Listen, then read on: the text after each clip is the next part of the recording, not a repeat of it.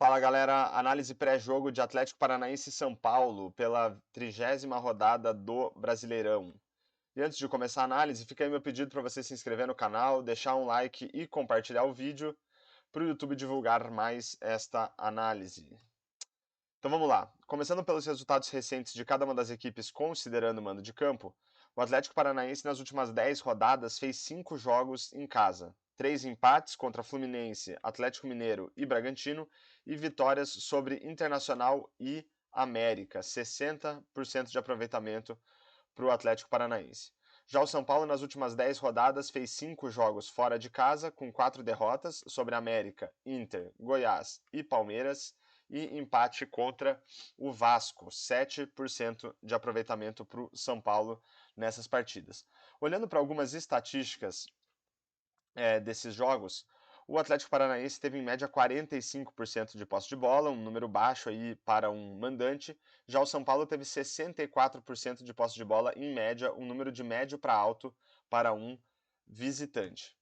Olhando para estatísticas relacionadas à criação, a gente vai olhar aqui para passes decisivos e expectativa de assistências. Passes decisivos são passes que permitem um chute a gol ou uma assistência para gol, e expectativa de assistências mede a capacidade que as equipes têm de colocar os seus jogadores em condição de marcar gols.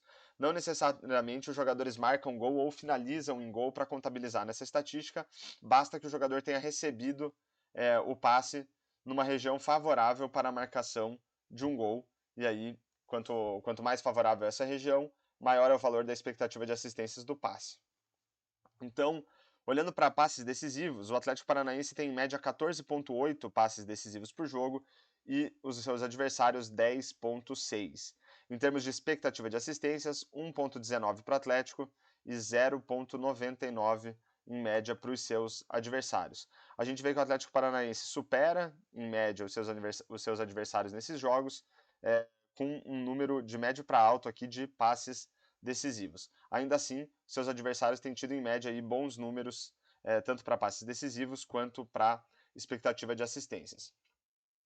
Pelo lado do São Paulo, seus adversários têm dado em média 9 passes decisivos por jogo e o São Paulo 5,2 em termos de expectativa de assistências, em média 1,08 para os adversários e 0,66 para o São Paulo. Então o São Paulo tem sido superado pelos seus adversários, né, tanto em passes decisivos quanto em expectativa de assistências, mas também não são números expressivos nem para os adversários, nem para o São Paulo, aqui um número médio de expectativa de assistências e um número baixo de passes decisivos, números aí equivalentes também para os adversários, num número baixo de passes decisivos em média e também um número mediano aí de expectativa de assistências.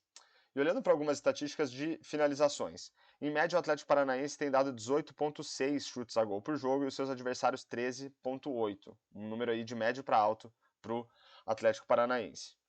Mas só olhar para a quantidade de finalizações não diz muito para a gente sobre a qualidade das oportunidades criadas, nem a qualidade das finalizações propriamente ditas. Então, para isso, a gente analisa a expectativa de gols, que ajuda a gente a entender quantos gols um time deveria ter marcado com base na qualidade das oportunidades criadas, e a expectativa de gols pós-chute, que considera também a qualidade das finalizações ou a dificuldade que os goleiros teriam para defender as finalizações que eles recebem. Então, com base na qualidade das oportunidades, em média o Atlético deveria ter marcado 1,76 gols por jogo e os seus adversários 1,15. Quando a gente considera a qualidade das finalizações, os números se equilibram. 1,84 em média para o Atlético Paranaense, 1,88 para os adversários. E em termos de gols efetivamente marcados, o Atlético marcou em média 1,8 gols por jogo e os seus adversários 1,4. Então a gente vê que, em geral, o Atlético supera os seus adversários nesses quesitos, menos em expectativa de gols, mas mesmo assim um número muito equilibrado. Pelo lado do São Paulo, em média os adversários têm dado 10,8 chutes a gol e o São Paulo 9,4, números equilibrados. Em termos de expectativa de gols, 1,22 para os adversários, em média 1,18 para o São Paulo, também um equilíbrio aí.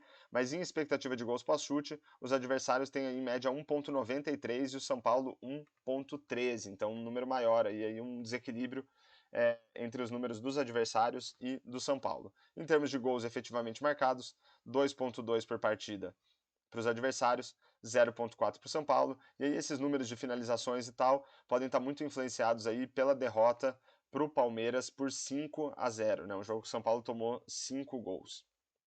Mas de um modo geral, o São Paulo é superado pelos seus adversários, pelo menos aqui em expectativa de gols pós-chute e número de gols marcados, em termos de finalizações e chances criadas, né, expectativa de gols com base nas chances criadas, nas oportunidades, né, aí tem um maior equilíbrio entre o São Paulo e os seus adversários.